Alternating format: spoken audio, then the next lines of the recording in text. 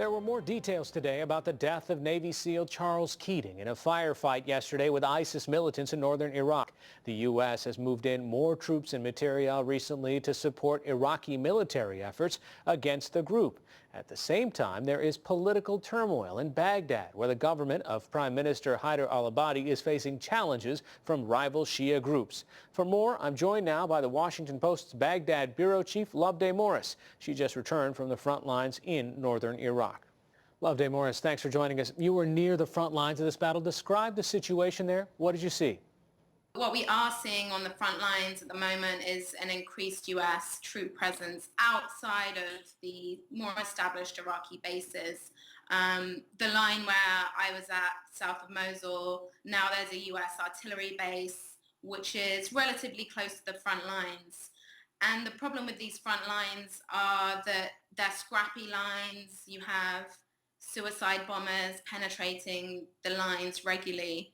So as we see more troops, more U.S. troops coming, there were more announced by the president, there is an increased risk for them. The Iraqi army is gearing up to advance on yet another Daesh stronghold after successful mop-up operations in the western province of Anbar. Iraqi soldiers are now preparing to liberate the northern city of Mosul from the Takfiri terrorists. Thousands of soldiers have been deployed to a base in the town of Mahmur in Iraq's Kurdistan region. The operation is initially aimed at cutting Daesh's supply lines between Mosul and Kirkuk province. The Iraqi army will then start to target the terrorists' positions on the outskirts of Mosul and push their way into the city. The Iraqi forces have already clawed back much of the territory occupied by Daesh, including Ramadi, the provincial capital of the Anbar province. They also inflicted heavy losses on the terrorists near the city of Fallujah in Anbar province. Mosul is expected to be the most difficult battle against the Takfiri group. Going to Iraq, my question is, as you have added more to that, what do you think can be accomplished in the battle against ISIS in Iraq before your term of office ends? What I've said to our Secretary of Defense and our generals is, let's continue to resource what works. And as we see the Iraqis willing to fight and gaining ground, let's make sure that we're providing them more support. We're not doing the fighting ourselves, but when we provide training, when we provide special forces who are backing them up, when we are gaining intelligence, working with the coalitions that we have, what we've seen is that we can continually tighten the noose. My expectation is that by the end of the year, we will have created the conditions whereby Mosul will eventually fall. The fact is, in Iraq, Daesh fighters have not been on the offensive in months. They are losing ground, including more than 40% of the territory that they once controlled in Iraq. We see increasing evidence that terrorists are disobeying orders, fleeing their positions, and even trying to escape by hiding among civilians. Daesh is on the defensive. That is clear. But its capacity to inflict suffering, regrettably, still remains. That I want to reiterate the support of President Obama, Vice President Biden, myself as Secretary, and the entire administration in the United States for Prime Minister Abadi, who has demonstrated critical leadership in the face of enormous security, economic, and political challenges.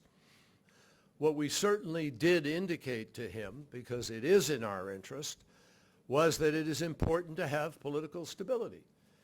And it is important to have a unified and functioning government as rapidly as possible in order to move forward so that all of these operations are not affected and so that we give confidence to the coalition and to those who are thinking about supporting the stabilization of those communities already liberated, that the government is in place and ready to work appropriately in order to make that stabilization process effective.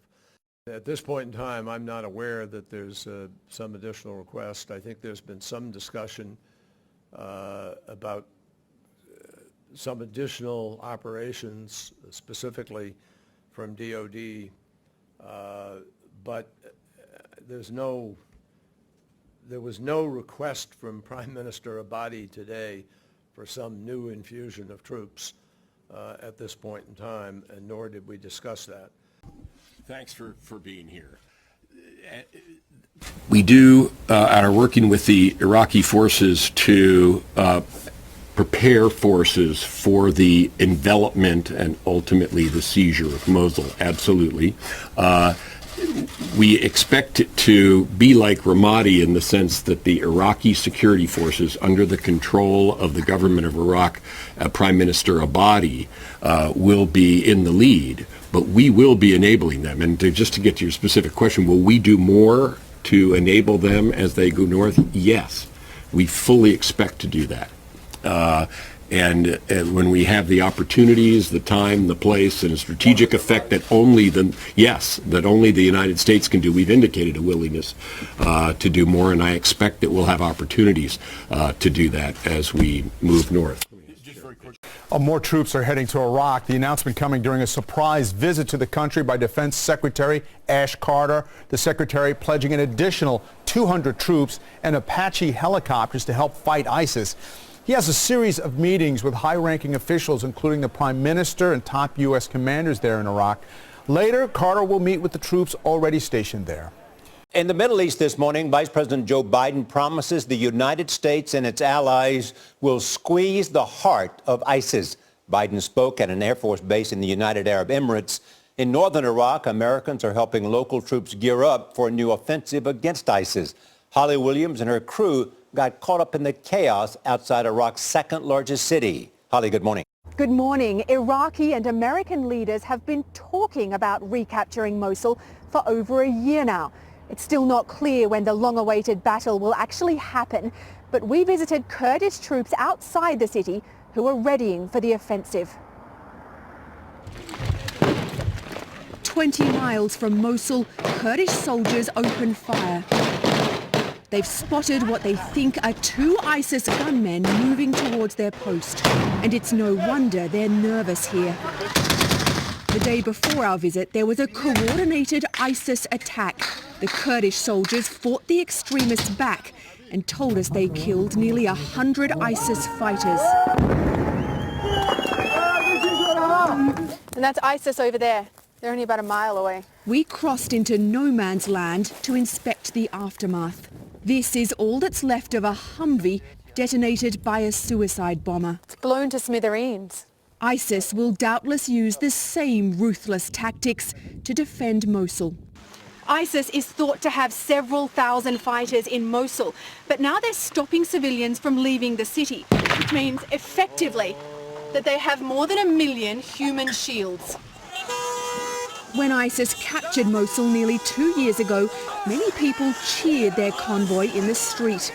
But General Najim al-Jabari, who's leading preparations for the Mosul offensive, told us he's counting on the help of civilians. I think about 75 or 80% from the people in Mosul, they will support us. 80% will support you, but 20% are still supporting ISIS. Yeah, with ISIS.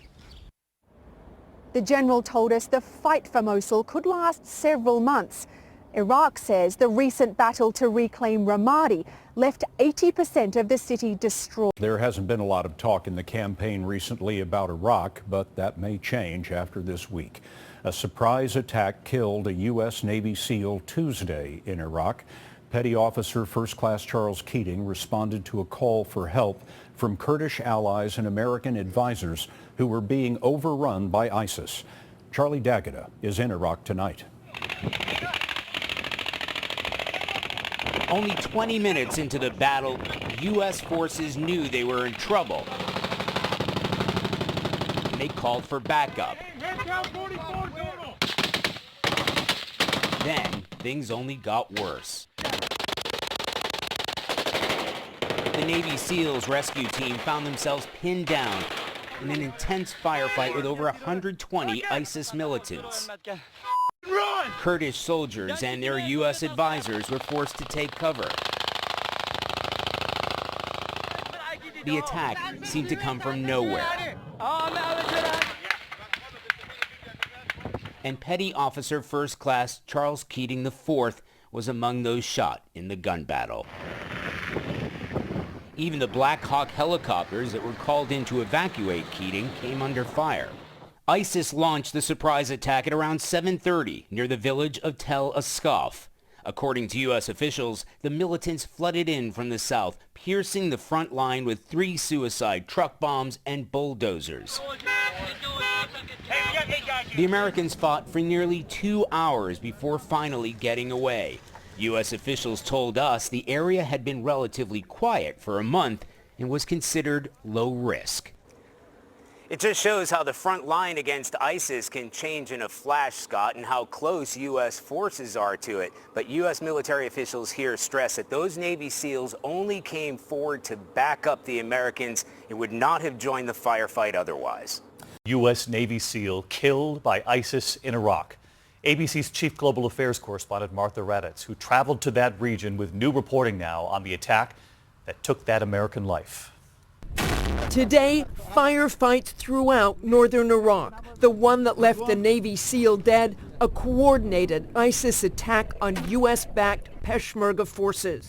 ISIS fighters penetrating the front line with suicide truck bombs like these, then opening fire where the SEAL had just arrived. Locals saying he had been in this vehicle. After he took a direct hit, a medevac helicopter was called in, taking heavy fire as well. The crew escaped injury. The Peshmerga did manage to push back the ISIS forces with the help of American fighter jets and armed drones. It shows you it's a serious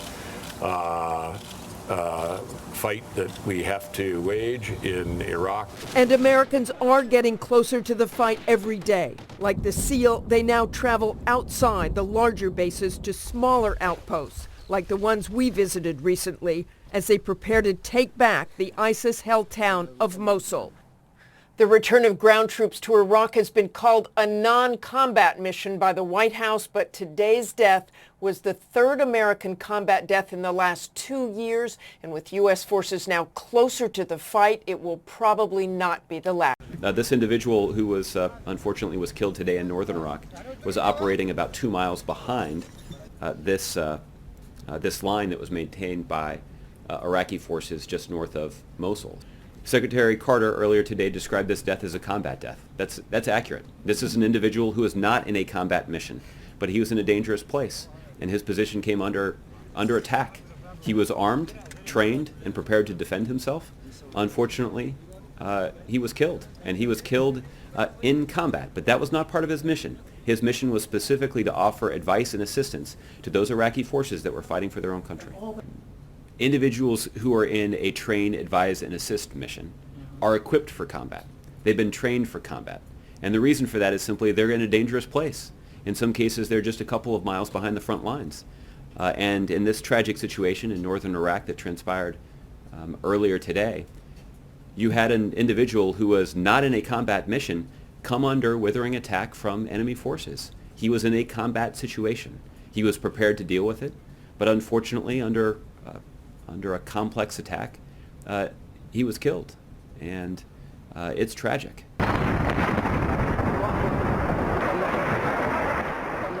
This dramatic new video showing U.S. rockets taking revenge on ISIS terrorists in Iraq. You can see clouds of dust and debris filling the streets of Mosul, an ISIS stronghold after the death of our Marine last week. The terrorist group took control there in 2014. An ISIS commander blamed for the death of a U.S. Marine was killed today by a drone strike in Iraq. The ISIS member was said to be behind the rocket attack that killed Staff Sergeant Louis Cardin and wounded 8 other Marines last month. Also engaged in the fight against ISIS with the help of U.S. forces are Kurdish soldiers, the Peshmerga. Holly Williams has more on this. For nearly 2 years, Iraq's Kurdish fighters have led the battle against ISIS, known as the Peshmerga, which means one who faces death. These Kurdish soldiers have helped claw back towns, villages and territory from the extremists. Nearly 1,400 Peshmerga have lost their lives. In a war they're fighting without enough body armour or helmets to go round, with very few heavy weapons, and against an enemy that uses suicide bombs and booby traps. the Kurds are not only fighting for themselves but for the rest of the world. Masroor Barzani is the head of the Security Council in Iraqi Kurdistan, a region that's been plunged into economic crisis by the falling price of oil, with consequences for the Peshmerga. They haven't been paid for months at least. They haven't been paid for 4 months? No. And they're fighting ISIS on the front line? They are. They believe in the cause. But unfortunately, they have families. They have people to take care of. And we don't know for how much longer they can stand in the front lines without being paid.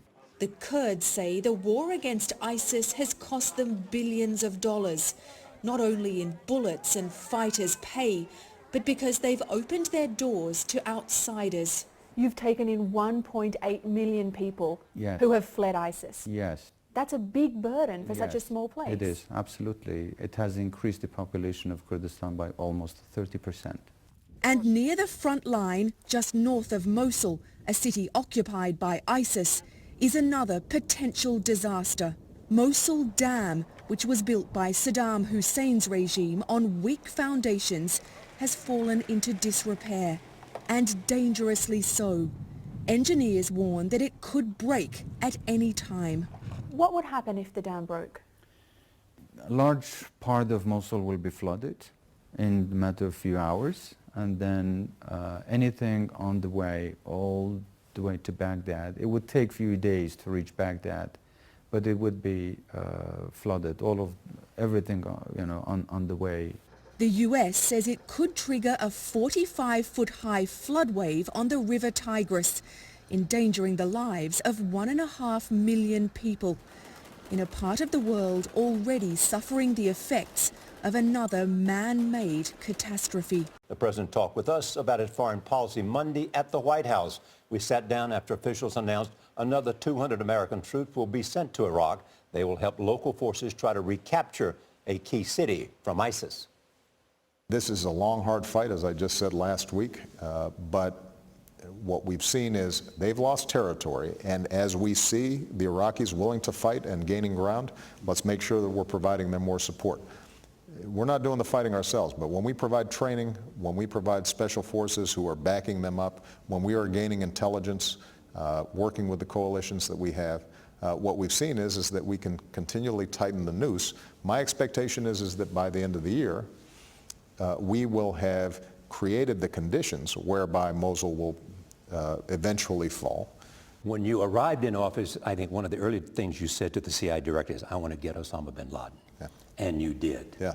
I assume you feel the same way about Baghdadi. I feel the same way about the entire ISIL leadership structure, which is as wicked and as destructive as any group of individuals on this planet. And do you think you'll be able to get Baghdadi by the end of your term? My goal is to make sure that we're doing things right, and we've got a plan, and we execute. You take bin Laden as an example. I would like to have gotten him this first year. Yeah. Well, but you don't have that luxury as president. What you have the ability to do is to put in train all the pieces, intelligence, military, diplomatic, and you just keep on grinding it out. Now to another major American military campaign against ISIS. Yesterday, Secretary of Defense Ash Carter announced that some 200 more American troops would soon go to Iraq, pushing the American strength there to over 4,000. The U.S. will also send Apache fast attack helicopters, which will help protect the Iraqi army as it begins its advance on the ISIS-held city of Mosul. The U.S. also announced more than $400 million in aid to the Kurdish Peshmerga forces in northern Iraq. For more on all this and the wider war against ISIS, I'm joined by President Obama's special envoy to the coalition fighting ISIS, Brett McGurk. Welcome back to the program. Why is the president sending these additional U.S. advisors? Well, the president really instructed our team about 4 or 5 months ago to do all we can to accelerate the campaign. And it took a while, Judy, to get particularly the Iraqi forces in place to be able to stand up, maneuver, conduct offensive operations. And we're now seeing some success. They liberated Ramadi just last week. They liberated a really critical strategic town called Al-Hit just to the west of Ramadi in the center of the Euphrates Valley. It's been a stronghold of ISIL, and they liberated that last week. And what we're now in position to do with the Iraqi security forces is conduct pressure against ISIL on multiple simultaneous fronts. That's the Euphrates Valley in Anbar province, where operations will continue, and now beginning up towards Mosul. So this is really a package that's been in development for some time, and we think it will give the Iraqis some unique capabilities as it moves on Mosul. Mosul is a little different than Ramadi. Logistically, the Iraqis have to travel a little further than they're usually used to. So we'll be helping with logistics, we'll be helping with sustainment, and of course when they come into combat, we'll be ready to support them with Apache helicopters and some other enablers. But sending U.S. forces or U.S. advisors closer to the front lines, is this an acknowledgement that the Iraqi military is really not able to do the job alone? No, it's really, you have to look at the topography of the battlefield. In Ramadi, for example, when Ramadi fell, the president ordered a detachment of U.S. Special Forces to Takatam Air Base, which is sandwiched right in between Ramadi and Fallujah. It's only about 25 kilometers or so from the front lines. Mosul is, we have to be with the Iraqis in their headquarters, and their headquarters, as they move towards Mosul, will change. They'll be kind of mobile.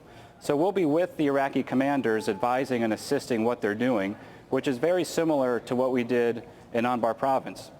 But in Anbar, where we have two facilities, it's a little more stationary. So we're on base, we're advising and assisting. In Mosul, there will be it'll be a little more dynamic. So we want to make sure that our best advisors are with the headquarters, with the Iraqi commanders, as they're planning and conducting their operations. Is it fair to call this mission creep? No, it's the exact same mission in Mosul that we've been doing in Anbar province. It's just, we're moving into the phase in Mosul now. It's the same mission. The only difference is Apache helicopters, but we were prepared to use Apache helicopters. The president authorized it for Ramadi, but given the situation, given the fact that the Iraqis were having an awful lot of success, and given the urban environment, we determined that it really wasn't needed. But in Mosul, it's a complex terrain. It's the citadel of Daesh. They're well defended there. So we think Apaches can make a difference. We discussed this with the Iraqi government. Everything we do in Iraq is with the consent of the Iraqi government. This is something Prime Minister Abadi wanted, and we found a formula that we think will be effective. Well, let me ask you about some criticism we're hearing from the other side. The NewsHour spoke today with retired Army Colonel Derek Harvey, who, as you know, advised General David Petraeus in Iraq for a number of years. He told us he thinks these steps represent insufficient resources in the first place by the administration and poor execution by the administration working with the Iraqis. Well, I worked in Iraq with David Petraeus back in those days too, and Ambassador Crocker. It's a different time now. We're not fighting the war. The Iraqis are fighting the war. We're in the middle of liberating all of Anbar province. Again, we liberated Ramadi. That was done with Iraqis. We're now moving west up the Euphrates Valley. That is being done with Iraqis. The strategic town of Al-Hid is critical because it opens up a free expressway from Ramadi to Haditha. There's a town of Haditha which has been under siege by Daesh for almost 2 years. We're now in position to break that siege. So we're having an awful lot of success. It's a different campaign than it was in 2007, 2008. Americans are not doing the fighting. We are advising, we're assisting, we're providing devastating air support and special operations. There are things we, of course, don't talk about much. We have special operations and special forces in northern Iraq. They're very effective against the leadership of Daesh. And so, they're doing a great job. And everything we do, again, Judy, is with the consent of the Iraqi government. This is not a situation in which, we're an occupying force. It's a very, very different, much more complex, much more challenging situation than 2007. But we believe that the most sustainable way to do this is to get the Iraqis fighting, to empower locals. But you can understand why people look at this and they see more troops going, they see Apache helicopters going, and they want to know what's going on. Secretary of Defense Ash Carter revealed several new U.S. contributions to the fight against Islamic State Monday during an unannounced visit to Baghdad. Carter said the U.S. will provide Apache helicopters, highly mobile rocket launchers, and more U.S. troops on the ground. We are going to place additional advisors with the Iraqi security forces now down to brigade and battalion headquarters. Carter met with the Iraqi Prime Minister and Minister of Defense, who both agreed to the new U.S. provisions. He said the extra American advisors will be important as Iraqi forces relocate northward toward Mosul. So we want more action by Iraqi forces towards victory here, and more action will require more logistics, and so that'll be an important part of this gathering momentum. Carter's announcement includes $415 million for Kurdish Peshmerga forces, whose government is suffering financial woes due to a tumble in oil prices. Right now, the Peshmerga are not getting enough calories to keep them in the field, so we're very interested in making sure that they have enough food just to carry on the fight.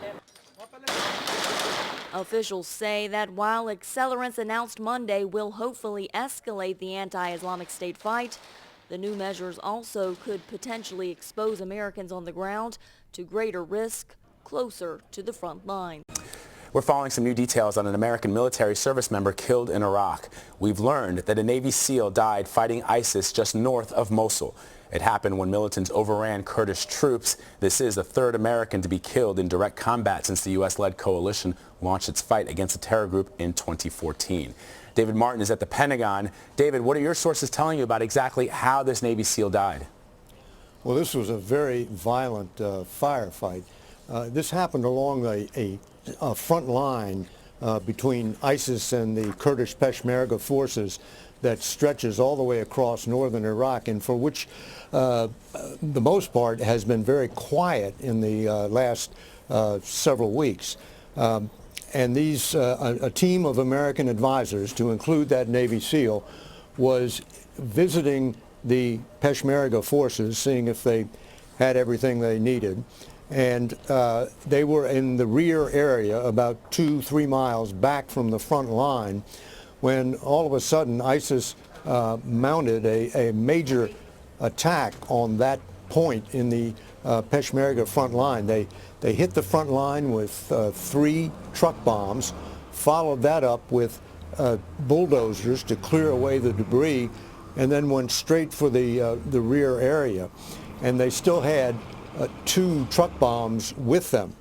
The U.S. was able to call in airstrikes, and airstrikes destroyed those 2 truck bombs, but there was still a firefight in this camp, and that's when the Navy SEAL was killed by small arms fire. And it took a total of 23 airstrikes to finally drive the ISIS fighters back, get in a medevac to take out the Navy SEAL, but it was too late to save him. This tells you, although the Americans were there almost by coincidence because they just move from camp to camp, checking on individual units as they go, we don't know if ISIS had some tip that Americans were there at the time of the attack.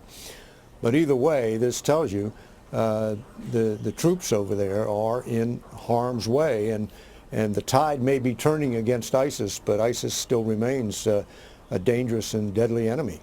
David, remind our viewers before I let you go why this area of northern Iraq, Mosul specifically, is so important to this mission. Well, Mosul is the key city in Iraq, still held by ISIS. And if Iraq is going to be successful in expelling ISIS from its territory, it has to retake Mosul.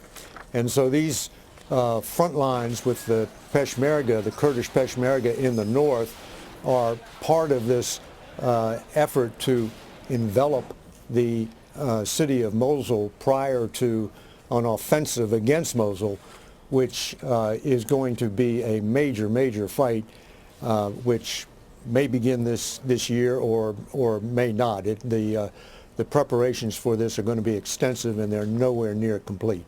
David Martin reporting from the Pentagon. David, thank you very much. Sure thing.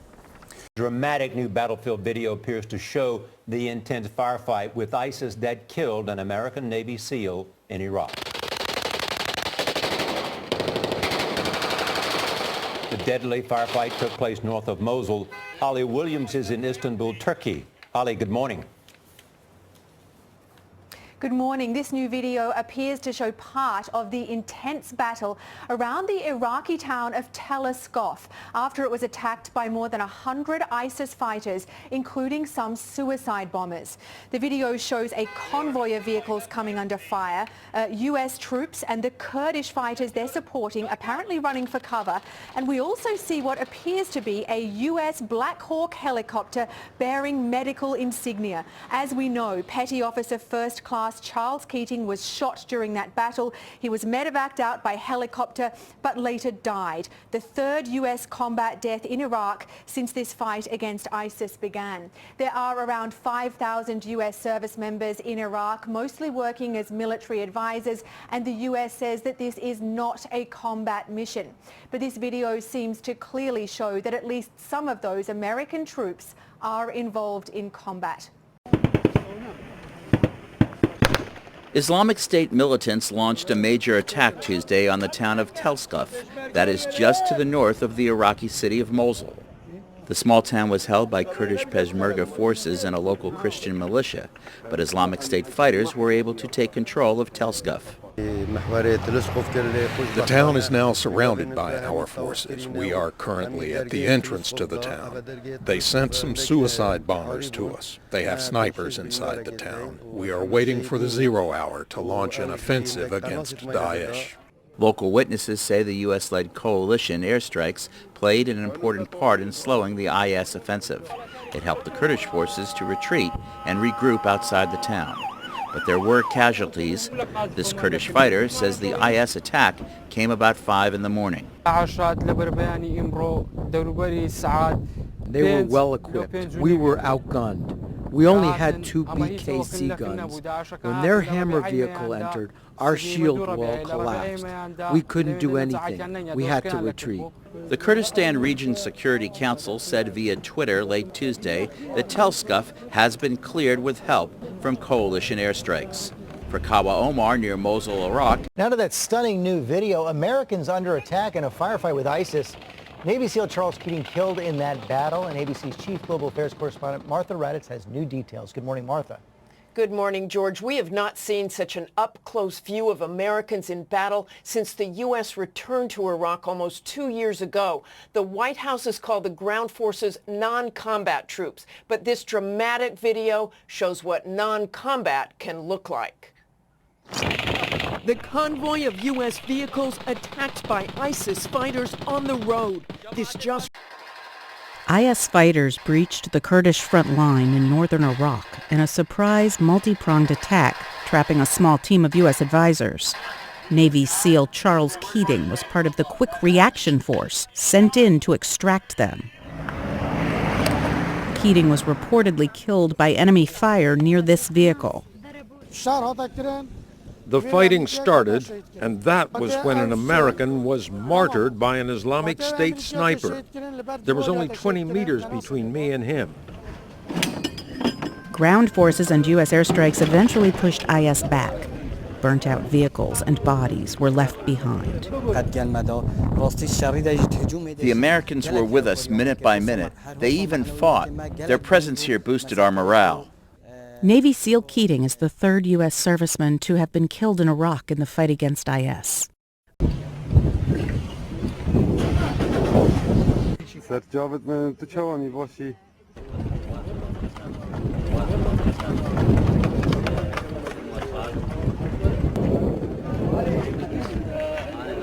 داخلی تلسکوف بونمش دو کاتین هم جاز بون هم هاتین حوالنا گاز تلفن مکرین وتشرع سرما وداعش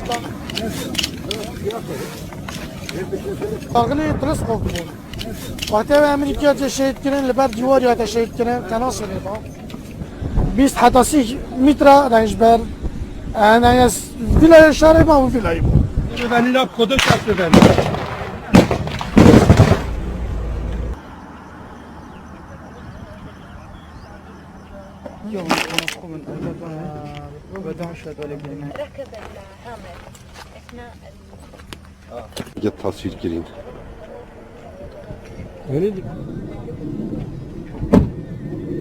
In Iraq, there is fierce fighting outside Mosul, a city of 2 million. the largest city controlled by ISIS. Iraq's army and Kurdish forces trained by the U.S. have been planning to retake Mosul, but they have been delayed time and again. Holly Williams went to the front lines.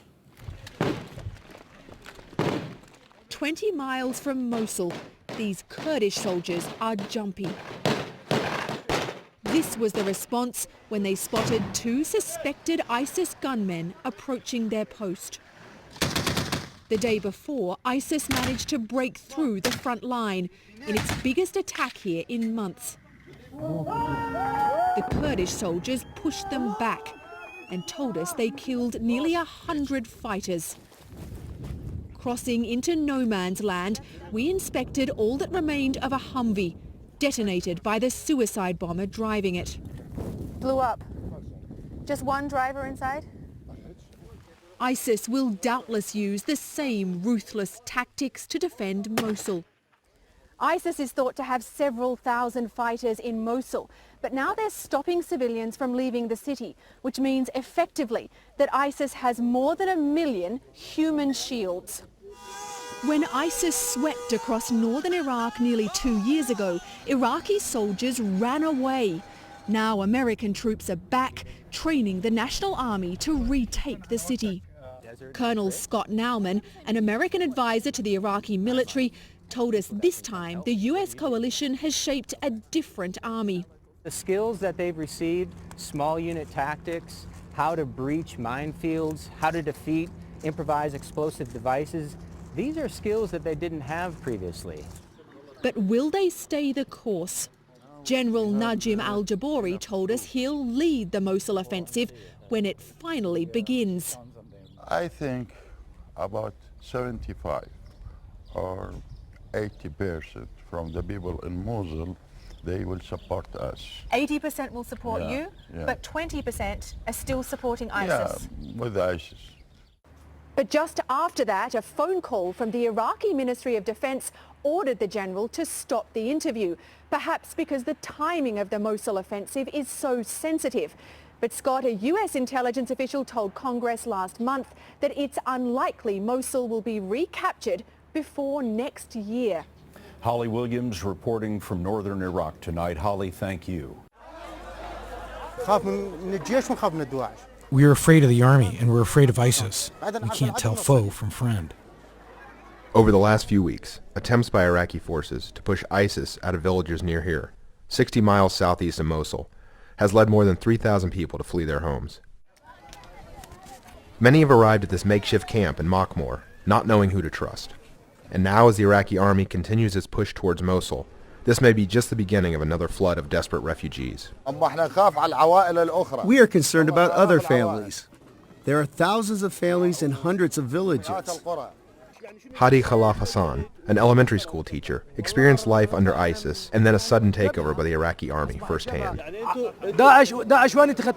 ISIS fighters were hiding behind the walls. We were inside the buildings. The aircraft was bombing, and the army was advancing. You're inside your house, but you don't know who is behind the wall. Is it a soldier or an ISIS fighter? You are the prey in the middle. And what was life like under ISIS before the takeover? It was hell. You had to grow a beard. You had to wear Afghani-like clothes. You had to pray in the mosque. A lot of suffering.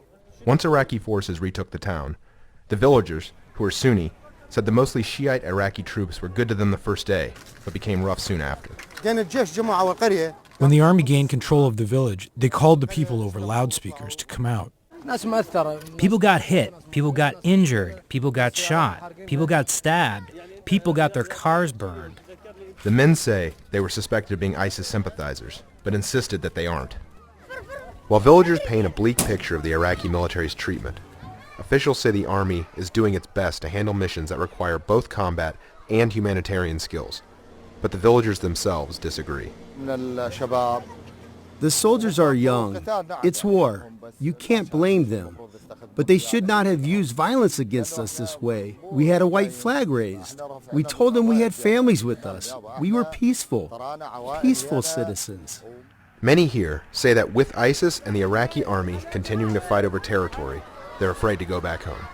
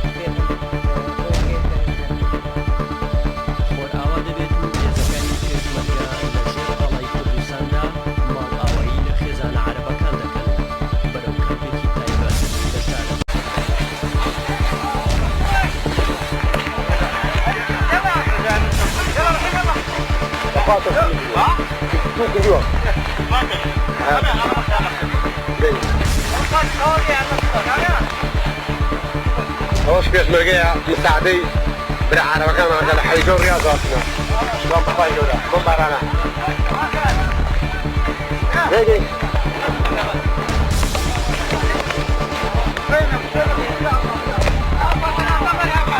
ها بس نديد يلا وسع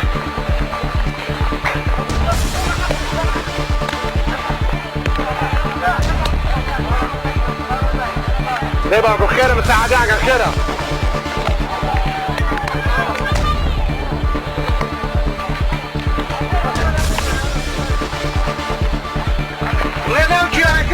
لم تشاكون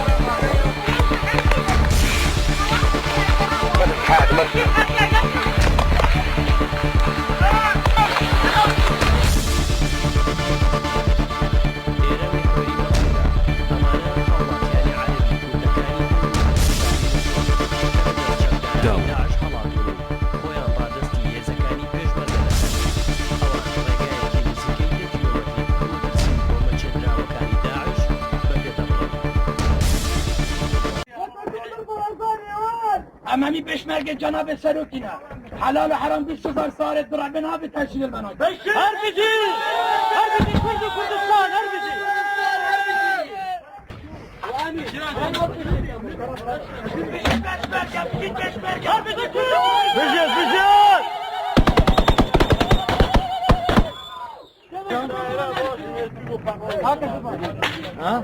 وامي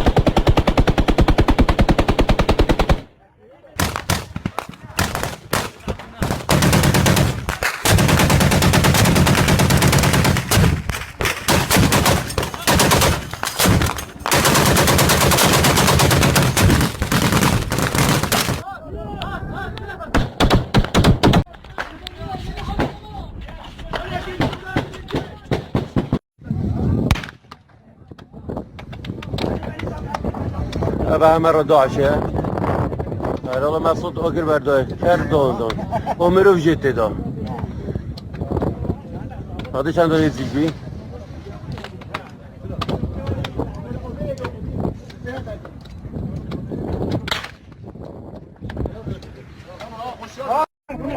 هذا مدار داعش واحد كوفلي صاروخ باربيتشا يا باقاندي U.S. Air Force says that it started using B-52 bombers in the air campaign against Daesh terrorists in both Iraq and Syria. This comes as amid rising concerns about possible civilian casualties from the deployment. The U.S. Army Colonel Steve Warren said that a B-52 was sent to destroy an ISIL weapons storage facility in the Iraqi town of Aqayara on Monday. He rejected concerns that the use of the bomber would pose a greater risk of civilian casualties. Warren said the aircraft are only conducting precision strikes. The B-52, which is a standard aircraft for carpet bombing, has the capacity to carry up to 32,000 kilograms of weapons. The human rights groups and independent observers have reported hundreds of civilian deaths in the U.S. airstrikes in Iraq and Syria since the air campaign started back in August of 2014.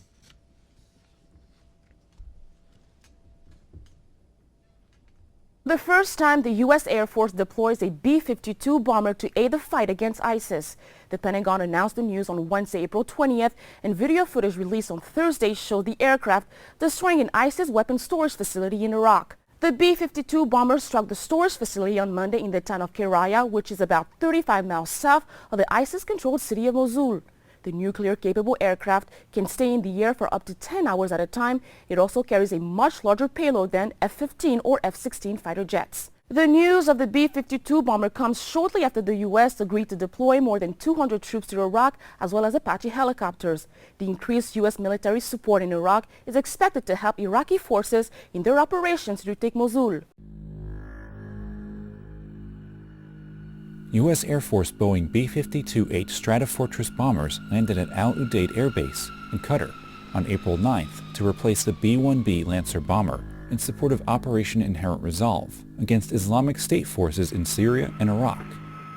The B-52 is a long-range heavy bomber that can perform a variety of missions, including strategic attack, close air support, air interdiction, and maritime operations. It carries a 70,000-pound payload and is a multi-role platform that can deliver precision-guided bombs, mines, missiles, and air-launched cruise missiles. The first thing about the B-52 is just the historical presence that it carries with it. I think when the enemy sees the B-52 fly overhead, it strikes fear into their hearts.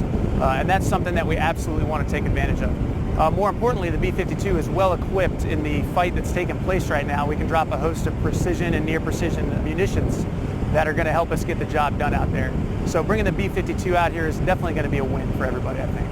All the B-52 crew members, the maintainers, and all the support that we have moved out here, we just can't wait to get to the fight. We can't wait to start the mission. We can't wait to support our coalition partners, our allies, and we're hoping we can make a big difference in this fight. This is the first basing in the U.S. Central Command area of responsibility in a quarter of a century. CENTCOM's area covers 20 countries in the Middle East, North Africa, and Central Asia. The B-52s were last based in the region in 1991 when they were stationed in Saudi Arabia during Operation Desert Storm, but have since been used in operations in Afghanistan and in exercises in Jordan.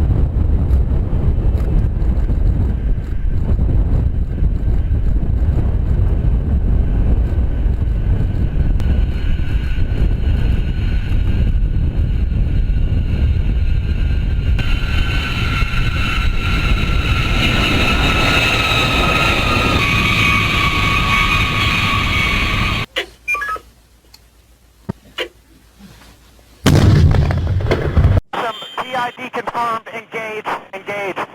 Be advised, friendlies. West on the high ground and south. Over. Alright, give me back in constraints. Come back to the left. Roger that. Continue to engage. Continue to engage. Just be advised. Friendlies on the high ground. Friendlies moving from the south. Over. Give me a heads up where you're in from.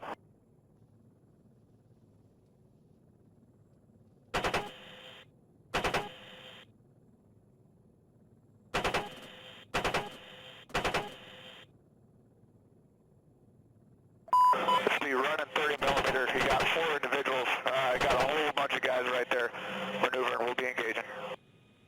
Roger, back here up to 30. Fire. Requested immediate airstrike and the transmitted coordinates. Over.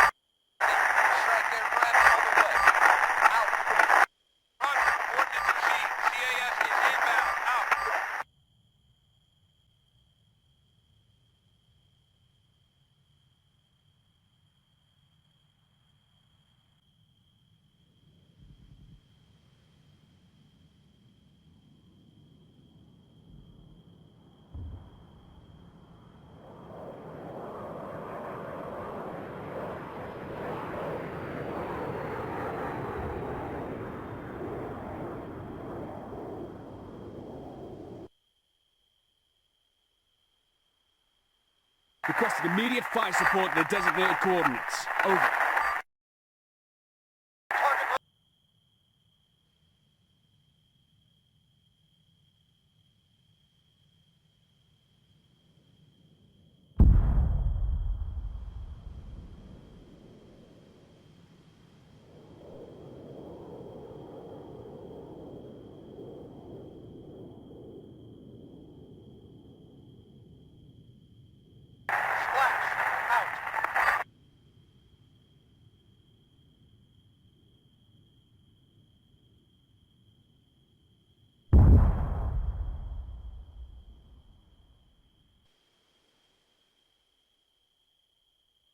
Requested immediate fire support to the designated coordinates. Over.